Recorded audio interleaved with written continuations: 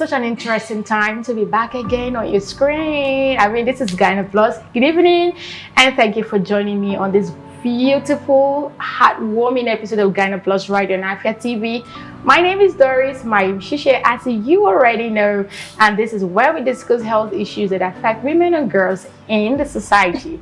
This program comes up every Wednesday at 6 p.m. You can catch up with a repeat on Saturday at 8 p.m. And yes, we have our channel Afia Lifestyle and Culture, where you could go watch all of the episodes that we've done. We've talked about so many health issues that affect women and girls. So yeah, feel free go in there and of course have your time out with some of these topics that we have highlighted. So last week we started a conversation commemorating the International Day of the Girl Child, which was on the 11th of October. And of course, we had beautiful girls who joined me on set or joined us on set. We had some insightful and very, wonderful conversation around girl child, the kind of challenges we experienced. But we didn't go actually because, for time's sake, we had to continue this conversation this week. So still in the studio is Pleroma Tony-Ojukwu. How are you? Good to have you back again. And of course, Chioma Nduagubam. How are you? Fine, thank you. And Chimamanda. You look, are you okay sitting that way? Or you look like you're in a lounge. You forgot. Chilling. How are you, Chimamanda? I'm fine, thank you. Good to have you back. And of course, Sochikaima Iloh. Beautiful you. How are you? Fine, good, thank you. So we did something last week. 11th October was the Day of the Girl Child, and this is something that makes us unique as girls. We had to come out to, lend our voice to this conversation around girl child. And the theme, and October, generally speaking, is still the month for girls. So we are allowed to talk about us from now to the end of October. So if you ask me. So we'll do a brief recap. One question I know that stood out for me when I asked last week was, what makes you stand out as a girl?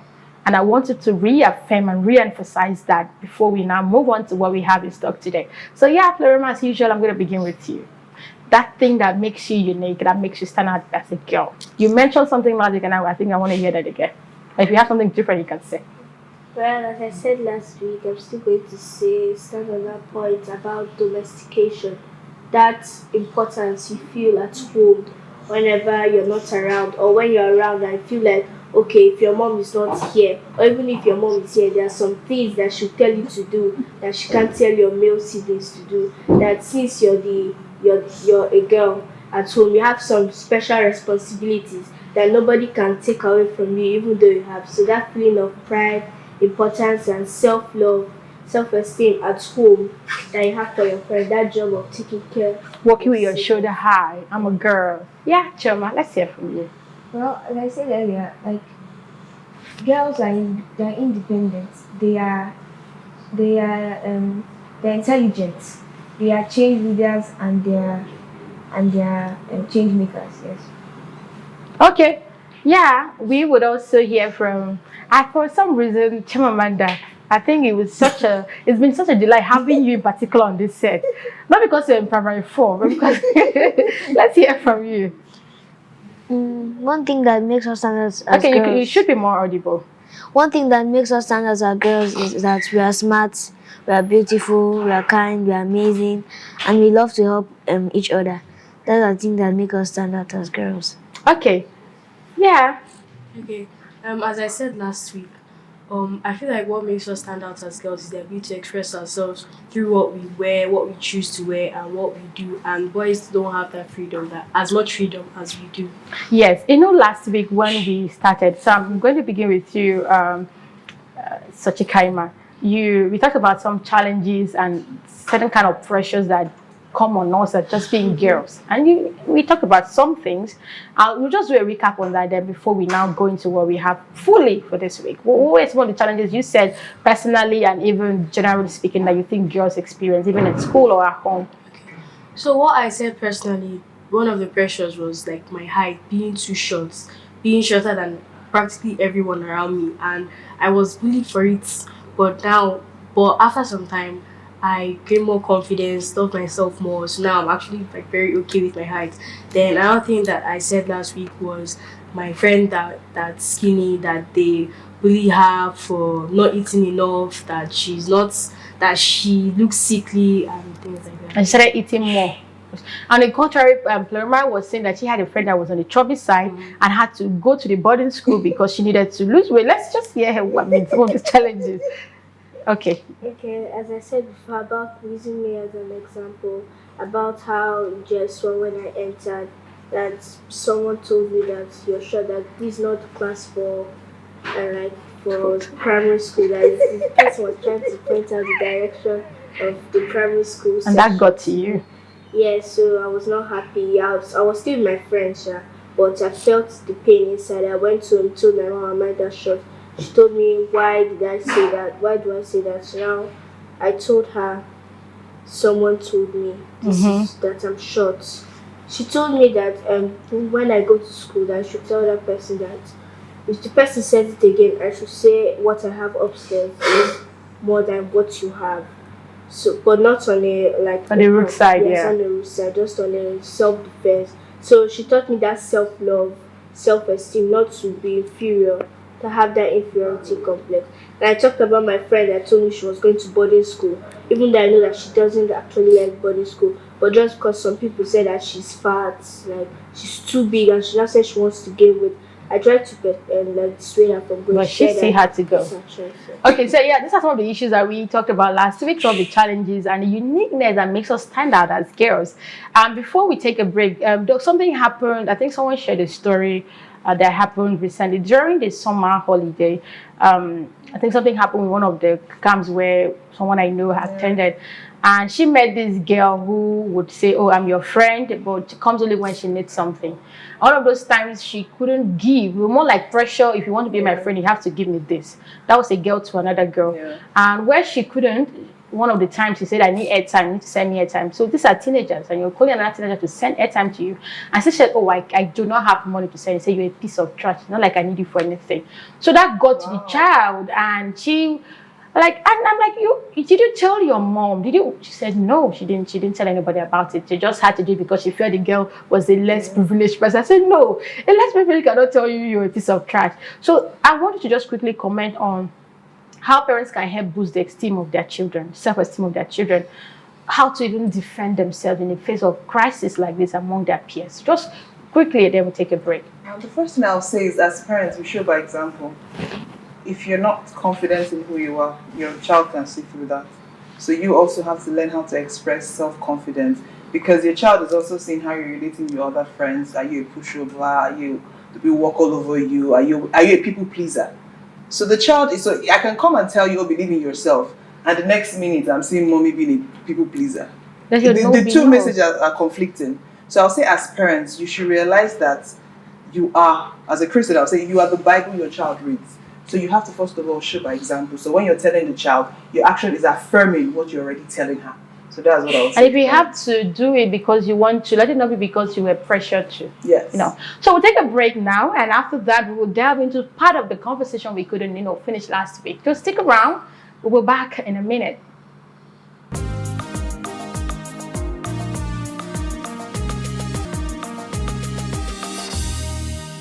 Thank you for staying tuned. You're still watching Gyna Plus on Afia television, and it's been an exciting episode celebrating girls all over the world. As it is October, very, very important month for the girl child, including myself. I'm a girl child now. How about? My name is Doris Mayushisha, and I still have a full house, and Dr. Brenda Akanisi is still here. And of course, a beautiful girl. So, Doc, we had the last part doing highlights of what we did in the previous week. Okay. But now let's talk about something that's very important. I saw a very disturbing statistics from UNICEF that in the last 20 years, self-harm has been one of the leading causes of death among adolescent girls globally. When I read through that, I was like, oh, I didn't know. I thought boys were, known for this more. But not to say that it's even a good thing, whoever does it. So what is what constitutes self-harm basically? Okay, self-harm is when you deliberately inflict injury on yourself. You just hurt yourself. That is self-harm. And now, some of the signs that you can see is you probably see, because how do they use self-harm? They probably use something sharp to start cutting themselves. Do you get? So so the idea is this for them who do it. It's like, so if I inflict that pain on me, there's something to focus on that distracts the internal turbulence that the child is feeling. Do you understand? So let's say, there's a way you feel unsettled mentally, right? Now, if you go and inflict harm on yourself, it takes away, it distracts you from the mental struggle you're dealing with, because the pain is actually real, right? Now you also see this happens in people, maybe there's a breakup or they give you breakfast with job. Do you understand? For the older adolescent, you see them now induce self-harm. And also that self-harm is also a way for people seeking attention. Do you get? And so when you see a mark on a child, a part of the body that is repeated is a pattern. So that's a sign that, you know, parents or maybe the what the guiding around should watch out for. Also, when a child starts withdrawing, right? When a child, maybe the child likes to play basketball, all of a sudden the child is not finding interest in things that used to bring her pleasure initially. Then also the child starts saying very abstract things. You know, you say, this world is blurry. You know, there's a way somebody you're used to in the house, when the person starts talking in an abstract way, it's a sign for you to start saying, okay, what's happening here? Because obviously there's a mental challenge ongoing. Do you get? Because you cannot commit self-harm if you are happy with yourself. So most people who participate in self-harm are already depressed. And that's depression, which is spiraling out of control. So immediately you see such signs, the parents should just, you know, or the guidance should just immediately seek help for that child before it gets out of hand, before it leads to like suicide and all. Okay, so I'll take you on the last point. So I know sometimes where they get angry because they couldn't get certain things they wanted to, or they asked for, they start acting up, and you talked about they throw tantrums, and you talked about the attention part. But at what point should I be worried as a parent and said, okay, you need to see a doctor because it's becoming very unhealthy? Okay, that's what I'm saying. Once you know your child, for example, now let's say I want this cup and I don't give it to you, I start acting out. So that most likely will lead to just you acting out. For adolescent for within the adolescent age. So just know, okay, this person is acting out because the person didn't get what, you know, she was looking for. But now, another thing, they should go and trace back the history. So you should know there's a pattern. That's why as a physician, when you come, they ask you questions and they take history. What led to that action? Because she won't just start practicing self-harm if there wasn't an issue that led to that. So you have to go back and start tracing. So you have to ask her friends, because sometimes at this age, kids open up more to their peers than their parents. So start observing her, start asking questions around maybe her teachers and all that. Say, oh, is this pattern also happening in school? Because if it's a tantrum, you just act out just in the house. But if you notice this pattern is also happening in school, most likely not a tantrum. It is something that is more severe. So that's how you can differentiate the two. Like, I don't get what I want and I start acting out, as opposed to, there's really an underlying mental challenge that needs urgent attention. Okay, thank you, Doc. So to the girls now, you know, last week when we spent time talking about pressure girls face, and we even had a recap of that earlier on, when you had to, you know, re-emphasize some of the pressure some of the challenges you had to go through at the point, and then you talked about the pressure some of your friends had to go through because they were skinny and stuff. Now, I'd like us to, you know, talk a bit more about that now on a different angle now, about maybe you or someone that you probably would know around. How does it feel like you're in group, you have a friend and you're trying to make a point, let's say a good point, or just trying to be heard, and it looks like no one is listening to you, and it looks like, oh, you're just more like a talking drum. I mean, who cares about you? How does that feel personally? How do you feel about scenarios like that? Have you ever experienced it where it looks like it might even be a good argument, but nobody's listening to Chioma? What is Chioma even saying? You have to scream out of your voice and they're still not listening. Yeah. I don't know if you ever had an occasion where you experienced something like that. And what did it feel like, really, not being heard, not being listened to, where your point was not even taken into cognizance? What was that like? So I'll begin with you, Sochikaima. So it was the day I went to my brother's friend's house, when I just wanted to accompany, you know, be a good sister for once. So now there's a track record. Go ahead. I was there, and then all of a sudden his friends started saying, "Oh, you don't have friends," and I'm just like, what did I do? I'm just here. And my brother didn't even do anything, he was just there. And I was upset and I felt left out. Then when they were now like about to play game, I said, "Oh, can I join?" They ignored me like totally. I just stood up and left, and they didn't even know I left. When I came back, he was like, "Oh, when did you leave?" So I just felt very unseen. I think I can relate. I'll share my story later. Chimamanda, do you have anything on this? No. Okay, how about you, Chema? Well, because actually in my school and my class, I'm a bit small. So maybe, and the boys in the class, they're like, let me see, they're like men. So okay. So when the men that are making noise and you try to tell them to keep quiet, it's just as if no one's talking. that they're just talking with their bass voice. They're trying to talk and then they can't even hear you. No, they don't even know that someone is talking. And then I just feel like nobody's even hearing me. I'm just Does that just talking hurt? to myself. Yes, it does actually, because you So try if- to make a point and then you're not even listening. You're just continuing what you're doing. But if you had a way to change that situation, what would you rather wish should happen? Like, how would you have wanted it to go? Yeah. I would want them to listen to me, at least see what I'm trying to do. Try to make them to keep quiet. Like, I wish I was even taller self so that they can even see me. If you climb the decks, you know, there's a way I want to be seen. I don't know how your classrooms are, like back in the days when we were in school, we had this, little wooden decks where you can actually stay there. And I'm not saying you have to be unruly, but I'm more you have to see me. But it's okay. But I hope that doesn't get into you. It doesn't affect you in any way, academically, socially. You still go about it just within that moment where that particular incident happens, and not about you as a person. Because girl, you're beautiful. So yeah.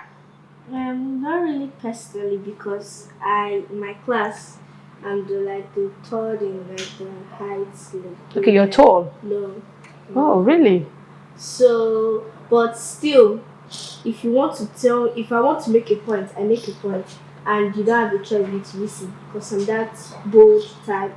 I won't get shut down by what to say or what to do. So you scream back. Yeah, I just say and wait for me to finish talking, then you can say whatever I want to say. But sometimes it happens at home with my brothers. Sometimes they can just join together and I'll be like, you don't even say this thing. Nobody's talking to you. Are you a boy? That kind of thing. And sometimes be looking at them and like, I'm not older than you. Can't you at least accord that kind of respect? But sometimes they do, but not all the time. But apart from me, I could see some other people they don't actually have a say in anything, especially those ones that are not the eldest. They have like, maybe they're the youngest in the family. Some girls don't even have a say, and whatever their friends say, whatever their brothers say is what goes, and they can't even speak up for themselves because they're afraid of like what people will now say about them, the way they'll be answered, and that kind of thing. I mean, but Doris has something to do. So, Yeah. And I'm just saying it's also a cultural thing, because maybe how they will say a woman should be seen, not heard. So you grow up with that ideology, like, so for sometimes when you're vocal as a woman, you feel, is it feminine enough? and sometimes fellow women will tell you, Yes. you're a woman, you need to carry yourself. And like another a thing, if you woman. notice, they won't talk for our age. When we're maybe in a setting with a male counterpart or try to prove a point, the next will be like, just let me I want to talk to your husband. Like, you're inconsequential. And I think we can also relate to the fact of not being seen, because at the end of the day, when I'm having a conversation with you, I want to feel like I was heard. It doesn't necessarily mean you must do what I say, but at least just hear me out. And I think that's what, they all say in unison, like, they want to be seen regardless of whether they are tall enough to their short, classmates or they are short. That's not the Or point. young I or just want to be seen. And I think for our age, we say we also want to be heard, because at this age, you will see me. And But I just want to be heard. So that takes us to how do we even change the narrative? Because when we're talking about like the theme for the 2025 International Day of the Girl Child is the girl I am, the change I lead. So talking about that change now, if we will talk about changing the narrative, what do we suggest that be done to put us on the spotlight? We're not going to fight for these things. I know there have been policies, that advocacies, there are lots of noise, good noise around women need to be heard and seen. But on this platform where we are, what would you say can be done differently to put us on the spotlight more without us begging or fighting for it? I think let's start with, I'm going to classify it based on the home. Let me start with the home. I think it's, for one, like I said, parents setting showing example, then also that self-belief in your child, like no matter what. So don't start, I know there's what we call gender role, but never ever make your female child feel like she's less or her voice doesn't matter, because sometimes some of the brilliant ideas comes from, the females, especially. So I think don't ever make her feel like she has to reduce herself so that she can fit somebody else's ego. Yeah. And I will just give a typical example, because at the end of the day, it's a health show. I remember one day we were doing ward run, that was when I was doing house job, and we went to the ward, and this mom was, very sad. And we're asking what's the problem, and her child was being treated, and she said the husband told her to come back home that day with the child. And if she didn't come back that day, he was going to divorce her. and the child was still in need of urgent care. And you could see, as we're leaving to see the next patient, in my mind, I just knew obviously she was going to leave. She would leave. She's not going to stay there based on the demands the man was making. And you could tell me how many times I even saw the man come to even take care of that child in the hospital. So now, there is no way if that girl was empowered, because he's paying the bills, if she was empowered mentally, which translates to her being empowered physically, her having her own money, she can afford to say, you know what, I'm going to stay back in this hospital and take care of my child. Because at the end of the day, if she stays back against his will, she still will not even have enough money to take care of the medical bills. So at the end of the day, she just had to obey him and leave. So I think when we have these conversations, especially for you, the young ones here, people should be conscious of the fact that some of this, people enjoy some privileges that maybe my mothers did not get to enjoy, or their mothers didn't get to enjoy. So don't take it for granted, and make sure that in any space you find yourself in, even if they don't want to hear you, make sure it's called doings. Make sure your doings is showing for yourself. Make sure that you carry yourself in such a manner that everything you do shows excellence. So that at the end of the day, when they want somebody to do that job, they will call you and say, no, I want Kaima to do the job. I want, excellence. They will call you to do the job, because at the end of the day, they know it's not a thing about gender. They want excellence. And when excellence is associated with your name, any room you find yourself in, you'll be heard. All right, thank you so much. At this point, I feel like you just wrapped it all because I was no need for further questions. This for me is a highlight of the show. Wherever you find yourself, it excellence speaks for you, because you know who you are, who you represent, what you represent. So we go out there as girls with our shoulder high, knowing that, oh, we carry something with us inside of us. So I mean, that's our take-home message. Thank you, beautiful girls, for coming on the show. And I meant to do a break, but I think that would be necessary because we are celebrating girls. We'll do a short game, and this game is just going to be for seconds. So you know this concentration game, and we'll just chat. Concern. You say concern. Name words that. Describe the girl child. Describe a girl child in one word. We just wanted to make it very fast. If whoever pauses, of course, doesn't even want to be in this game. So I will start. What's the price for the reader? Okay, so I don't have sleep, but I'm putting some. Concern. Okay, so we're going to mention words that describe the girl child in one word. Beautiful. Multitasking. Strong. Okay, you're out. Okay, we'll pick up from you. Innovative. We can't hear you. Innovative. Awesome. So we'll take it one more round. So think of something. One more time. Concern. You respond. Concern. Okay, now describe the girl child in one word. Amazing. Unique. Beautiful. Elegant. Creative. Awesome. I'm beautiful, awesome, elegant, amazing. I got all of that. And that's who we are as girls. Thank you so much for being a part of the show. I mean, my name is Doris, my Shisha, and I had, Tony-Ojukwu, Pleroma. of course, Chioma Nduagubam. Chimamanda Nduagubam. Sochikaima Iloh. and my very own, always, she put up all of this. Thank you so much, Dr. Brenda. You brought the girls. You made sure this worked the way it had to be. Her idea, always, every time, very creative. That describes the girl child. Yes, Thank you, Dr. Brenda. It's been a part of the show. And on behalf of Afia TV, we are saying happy Girl Child Month, because I mean, we had the last one, which was the day of Girl Child. And yeah, thank you so much. And please pass this to Dr. Brenda. On behalf of Afia TV, we say thank you. Thank you so much for coming. Pleroma, this is for you. And of course, Chioma for you. And Chimamanda, thank you for coming. And of course, I hope I'm not giving her the wrong bag. Thank you so much. We'll get to check later. And this is for me, I guess. Thank you so much, guys. Keep watching Afia TV. And please, we have a channel, Afia Culture and Lifestyle. You can always check out on all that we do. This would be here on, of course, on the channel. The first episode is already there. So you can go catch up with all of that you missed. Thank you so much. And we love you. And again, we say happy International Day of the Girl Child. But this one, happy International Day of the Girl Month. Thank you so much. This is where we draw the curtains for the day. See you some other time. Bye.